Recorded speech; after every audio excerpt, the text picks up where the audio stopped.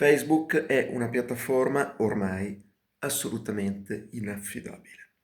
Una piattaforma inaffidabile perché all'una di notte di sabato, oggi è sabato 7 febbraio 2026, ti manda questa bella notifica, mentre sei tra l'altro connesso su Facebook, ok? Dove ti dicono che ti hanno sospeso l'account e dove ti obbligano poi a fare un ridicolo video dove devi mostrarti così, così, così, così, così, così, l'esame delle urine, quando vorrei capire se la stessa cosa la fanno anche con i membri, con i profili anonimi che da più di un anno vanno avanti, anzi anche più di 3-4 anni, vanno avanti a diffamare me e altre persone su Truffatori Racing e sulla banda di Bergamo.